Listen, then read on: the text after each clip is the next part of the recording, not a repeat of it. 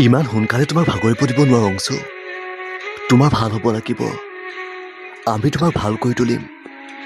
নেমকে আৰু বিলাকী বিচনাত এনেকৈ অসুস্থ হৈ থকা আমি চাব নোৱাৰো। আমি সকলো আছো তোমাৰ লগত। তুমি ভাগি নাযাবা না। বহুত অভিনয় কৰিবলৈ আছে তুমি। যি অভিনয় সৰুপথাৰ কলেজে দেখিছিল, যি জীয়া অভিনয় ডিব্ৰুগড় ইউনিভাৰ্চিটি দেখিছিল, সেই অভিনয়কে অসমবাসীয়ে চাবলৈ ৰৈ আছে। তোমাৰ লগত কলেজৰ প্ৰতিজন শিক্ষাগুৰু আশীৰ্বাদ আছে। তোমাৰ লগত প্ৰতিজন বন্ধুৰ আশা আছে যে তুমি ভাল হ'বই লাগিব। শিল্পী সমাজ আজি তোমাৰ লগত। পইচাৰ বাবে তুমি চিন্তা নকৰিবা। আমি কমকৈ হ'লেও পইচা পঠিয়াম। তুমি ভাগি নাযাবা না। তুমি ভাগি গ'লে তোমাৰ অভিনয় ক্ষমা নকৰিব।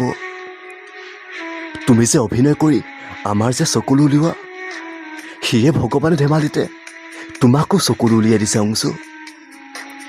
ভাবি লোৱা না নাটক কৰি আছো বুলি।